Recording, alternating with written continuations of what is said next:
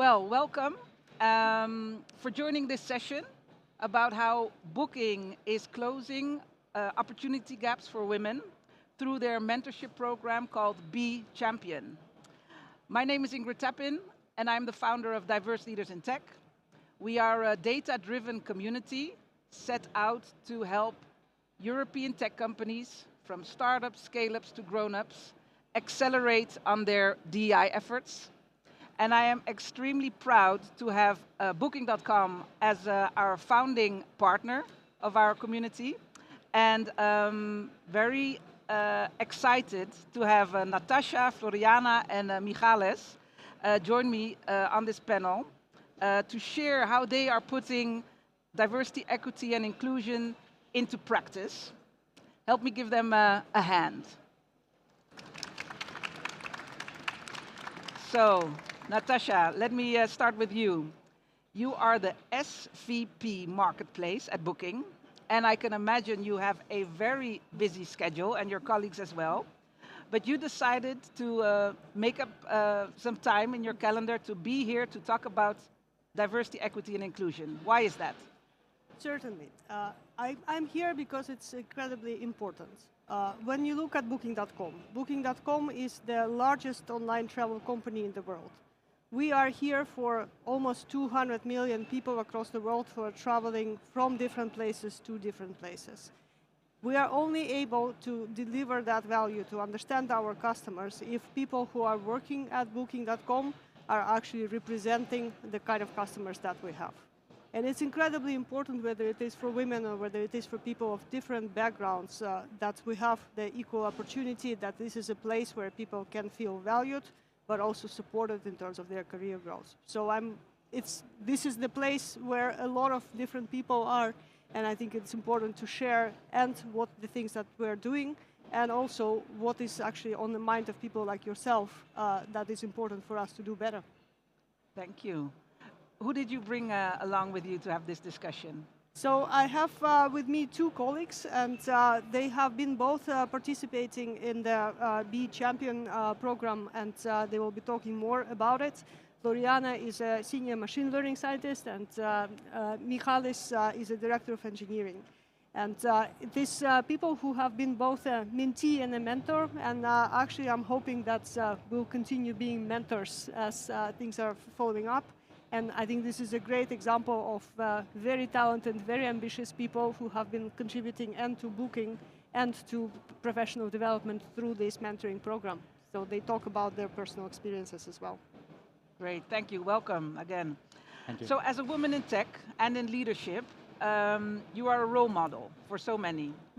And I know that the audience is very curious about how you have experienced your career journey. Can you share a little bit about the role mentorship has played in your career?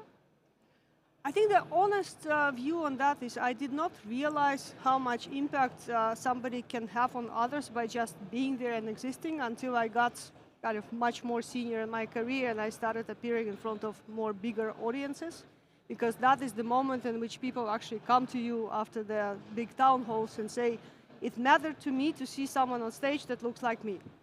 I did not grow up with that opportunity. Nobody ever looked like me on stage or anything like that, so it never crosses your mind until you actually see it.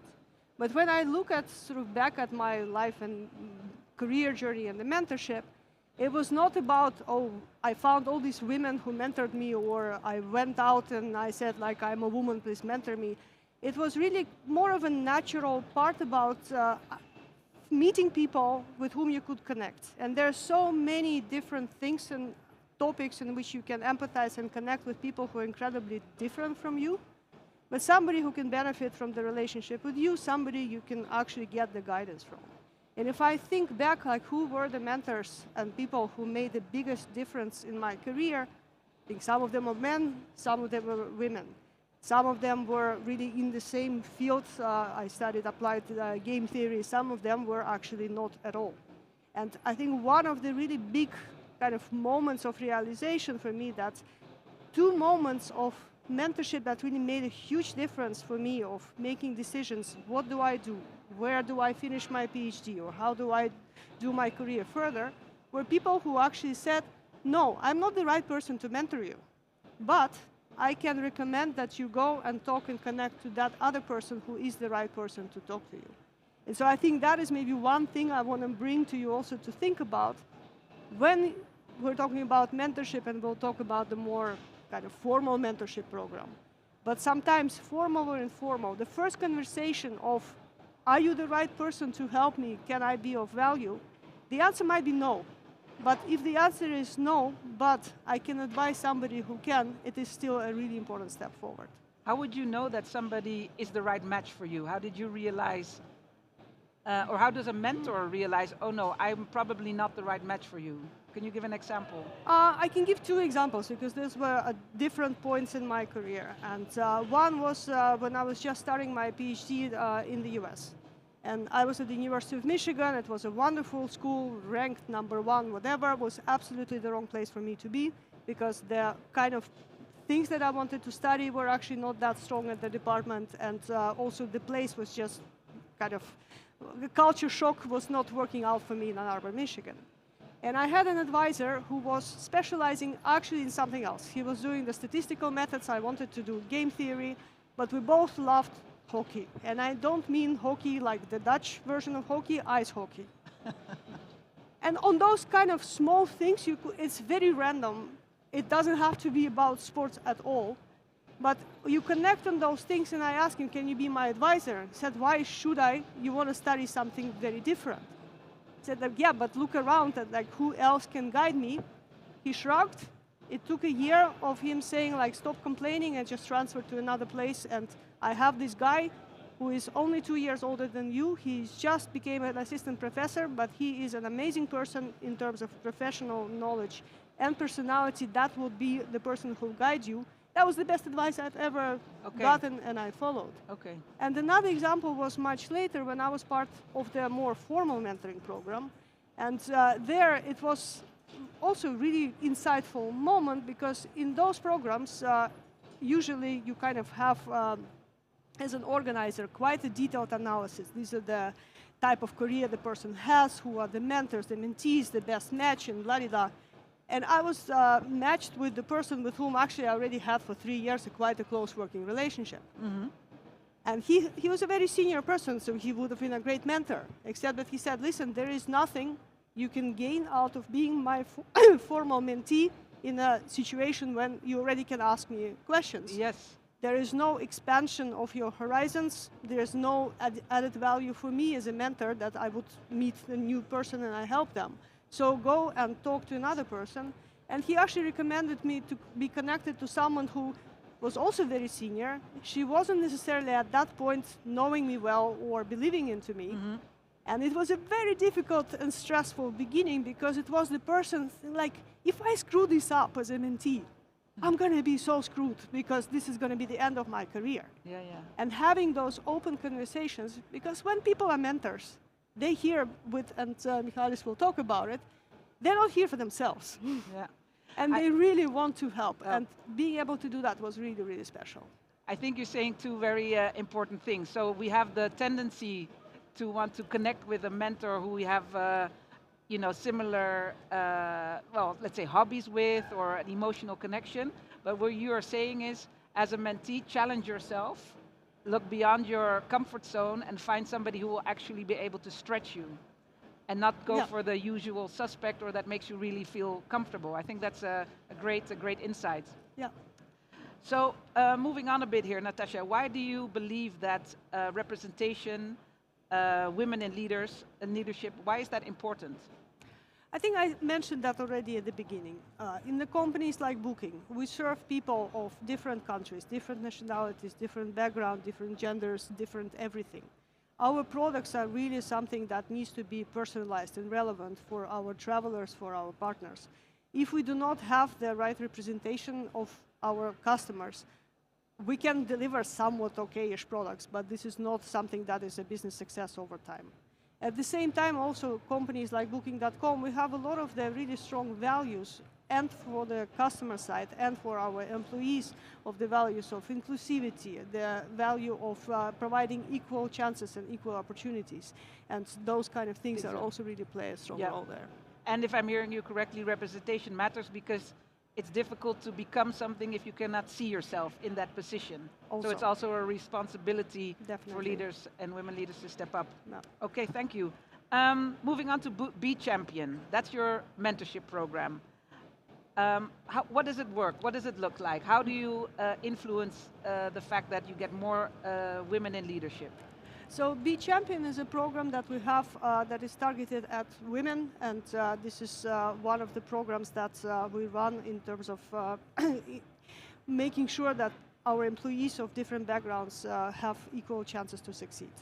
This is a program that runs since 2018, and it has several components in it. There are components about mentorship, there are components about the professional development and more formal leadership training, but there's also the development path, so it is really targeted at very ambitious, very talented people who are ready to take the next professional step. And that next professional step is being prepared through a more formal mentorship program. Okay, so very ambitious, willing to take the next professional step.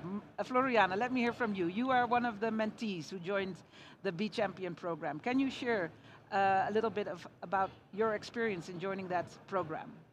As a participant of B.Champion, I, together with other mentees, took an active role to drive our own career growth. So we take ownership of our career growth, and that's what I did as well. And we are all talented professionals. We are performing well in our roles, but unfortunately there are also opportunity gaps there that often women face in their career. Can you give a few examples? Or maybe one?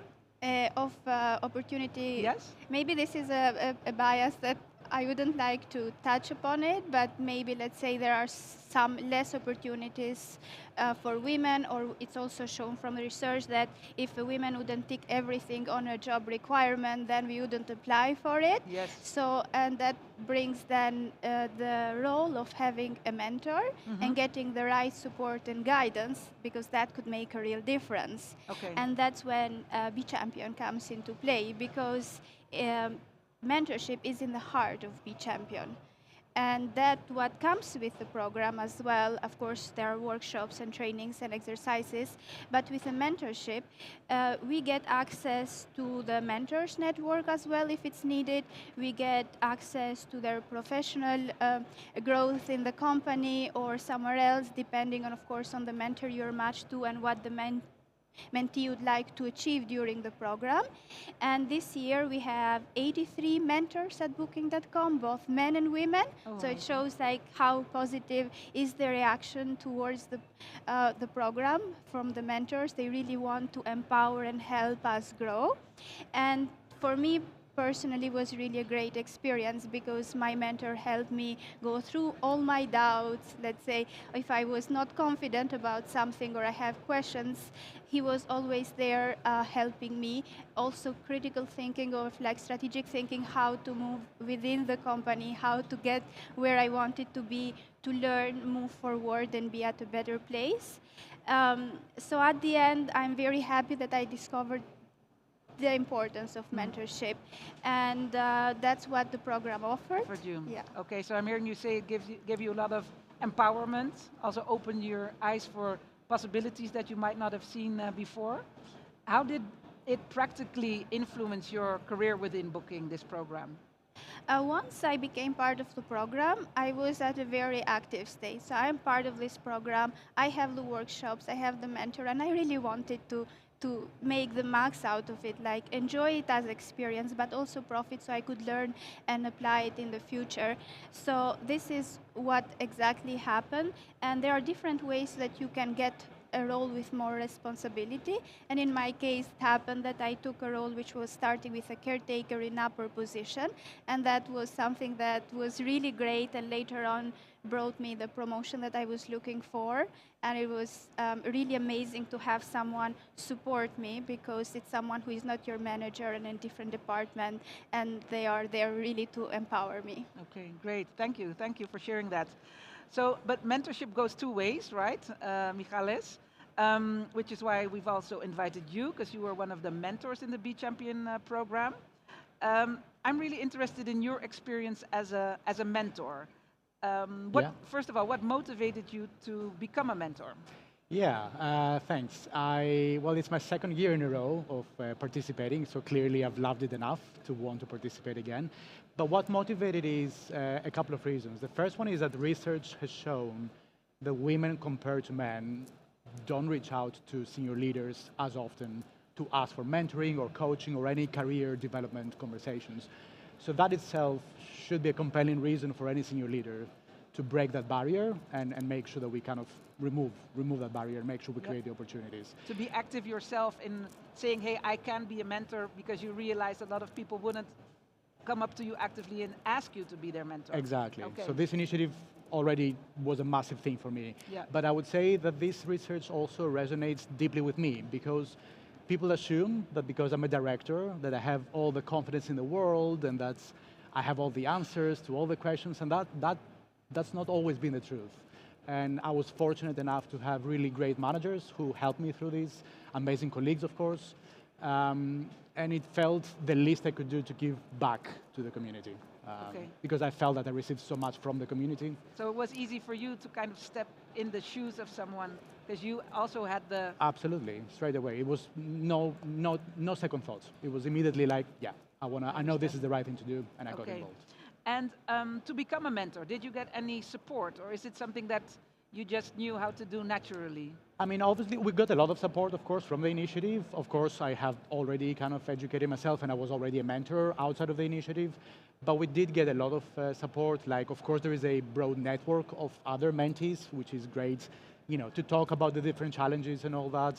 Of course, there is a lot of material on how to make sure that the sessions are structured, clear goals, but also some fundamental skills, I would say, that are, you know, outside of a mentoring, just the mentoring scope. Like, for example, active listening, you know, being present, making sure that you understand the different challenges and potentially adapt your style to the different needs of the different situations. But yeah, we got a lot of support, actually. And what kind of skills did you personally find very helpful that you developed during your mentorship journey? Yeah, actually, this is an interesting question, because I think after a few sessions of mentoring, I reflected and I realized that for some reason, it was a lot easier for me to be on the zone and actively listen to the challenges and the conversations we were having. And I realized it was because I didn't have any context of the conversations, because obviously with the mentees, we don't necessarily work in the same space. And so I was going into the conversation with no bias, no context, no nothing. Mm-hmm. And actually this helped me reflect that in my own one-to-ones, obviously sometimes I bring opinions because I know the context, and it helped me actually take a back seat and make sure I always listen first before So you took some of the new skills and the skills that were advised for you to put in, you use them also in your work outside of being a mentor. Absolutely. Amazing. Yeah. So what else was there in it for you, so to speak, for being a mentor? If there are people here that you would like to convince that if they get the opportunity to be a mentor, why should they do it? Because honestly, it's one of the most rewarding experiences in total. Like, I would say, first of all, I think Floriana, you mentioned how important it is and how inspiring it is actually to see the mentees taking full ownership of their career, being organized with clear goals, making time to prioritize the development. That is truly inspiring, and it motivates me to be present and better prepared as well. But I would also say that after a series of sessions, and when you see the progress, and when you see them achieving the goals, and when you see the impact that this has, it's just priceless. Like, I can bring it into life actually with an example. I remember last year, towards the end of the year, my mentee and I had a session, and she was so happy and proud, and she was like, hey, actually I want to start the session by telling you, today I had my performance review, and I got an exceptional performance review, and I can't help it but to think that all the work we put through the months, it paid off, and clearly she was very proud. That was probably the proudest moment of me as a mentor. So super rewarding. Don't think twice. If you have the chance, go for it. Right. Nice, thank you. So it's very fulfilling to see the results of helping somebody with your experience, and at the same time, you're also learning new skills that you can apply in your own leadership. Amazing, thank you. Natasha, we have some shared values. As diverse leaders in tech, We are very data-driven about DEI. Booking.com, apparently, logically, very data-driven as well in the business, but also when it comes to programs like this. How do you measure the impact of a program like B.Champion on the participants or the organization as a whole? Yeah, yeah. Booking.com is kind of world famous for its incredibly data-driven culture. And actually this month we have been celebrating the 20 years of experiment toward Booking, and had quite a big celebrations throughout this week, because for 20 years, most of the decisions, the important and critical decisions, are based on setting up, let's say, objective measurement and looking at the data. We're doing similar things for this program as well. And a lot of that is really about the surveys. So we asked the participants, are you satisfied? Do you see that there was a professional growth that was happening? And when we look at them, we asked that to the mentees. 90% of them actually say, yes, I have experienced very objective steps of my professional growth. 80% of the mentors say the same. So it's always interesting to see the gap is always there, and that's why these programs really matter. But also, in Michalis' point, 75% of the mentors, they come back and they want to be mentors again. And some of them, so people who have been mentees, become mentored. And I think that is a really important piece about people who are directly affected by this program. They see that as a positive in terms of feeling positive, but there's also objective actions that follow from that. Okay, great, amazing. I have a last question, and that's for all of you. So I hope the audience can walk away with some practical tips and tricks. What lessons, let me start with you, Floriana, have you learned from the program that the audience can apply in their own mentor-mentee relationships, or even in setting up a program? First of all, during B.Champion, one of the biggest lessons I learned is that the business support is essential, because you need to allocate time to it as a mentor, but as a mentee. And a program like this can be successful if the business recognizes its value and can allocate the right time to it, so that both the mentee and the mentor can fully engage and make the most out of it. Okay. And one of the other learnings that I think this is the most important one is, like, take ownership of your own career. So it's easy to sit there and to wait for the right thing to happen to you, but take the step, take the initiative, go and ask questions. Maybe your company doesn't offer a program like this, but I'm pretty sure that there are a lot of other opportunities. So being proactive, being engaged, and really wanting to move forward and achieving next step, it's really up to the person. Yeah. Okay, love it. So don't let your career happen to you, but you make your own career. But also realize that if an organization is organizing a program that, like this, in your case, for instance, it's important that your manager also supports the fact that you are in a program, because you might need to take some time off, or at least, you know, be present with maybe the assignments that your mentor is giving you. Exactly. Okay, you need great. some time, focus time, do the exercises. Exactly. And that's how you profit the most and make the most out of it. Okay, great lesson, great tip. Michalis, how about you? Yeah, for me, when setting up an initiative like that, the most important thing is to establish feedback loops. Because they're important and they will help you iterate and improve the whole process. It could be process improvements, it could be to improve the engagement of the mentors and the mentees. You mentioned, Natasha, 90% of the mentees reported that they actually progressed on the goals. 75% of the mentors said they would participate again. I was one of them. Yeah. But yeah, feedback is essential to make sure that we drive continuous improvement. But the last thing I will say is that when you start an initiative like that, don't necessarily be disappointed if the feedback isn't amazing from the first time, from the first iteration. Just believe that this is the right thing to do. These initiatives are good, and we need more of them. And if the first iteration doesn't go so well, keep improving, act upon the feedback, and good things will happen. Okay, great, thank you. Last but not least, Natasha? Yeah, I think the big learning at Booking is that it's not that different as building great products. And Michalis, you talked about it, which is don't be disappointed when the first iteration is not solving all the world's problems, but keep iterating for the impact. And starting small and being very focused and getting it right on the first small scope made a really big difference. When the initiative and the B.Champion started in 2018, I think it was 16 people who signed up. Then over time, and it was within only one business unit and within only technology, I believe, over time, it was actually getting such a good feedback and the word of mouth, just like any other online product would do, that business leaders were coming in and asking, how does my business unit become a part of this? Because it looks like it is really valuable. How do we expand it from tech to product to other places, so to the data and machine learning piece? And at the moment, we are at the stage when actually more than 160 people signed up, and we couldn't even accommodate all the applications. We only had space for half of them, and it takes time. It is 7 years later that it is making a difference, but it is a measurable progress, and starting small enough but focused so that you can make the difference, even for a small group of people, that will actually expand and make a difference for bigger groups over time. Okay, great. Well, thank you for that message. I can imagine that would appeal to an audience here at Devworld, that you start, you experiment, you get feedback, and you improve along the way. So, thank you for joining this session. We have something special for everybody who is sitting here. So if you are interested in participating in a speed mentoring session, we have some wonderful leaders from Booking here, just out there at the Diverse Leaders in Tech stand. We have some tables.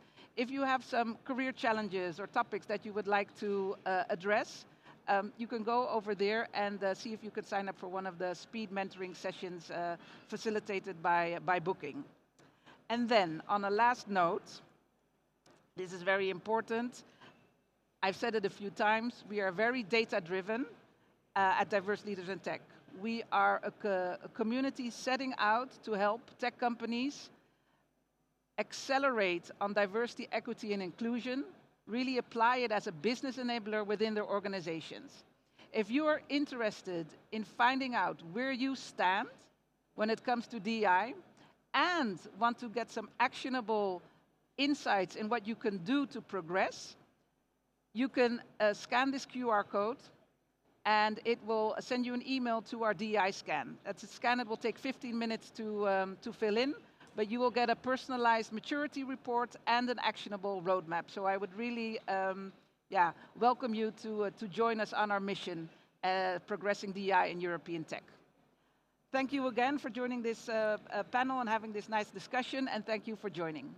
Thank you.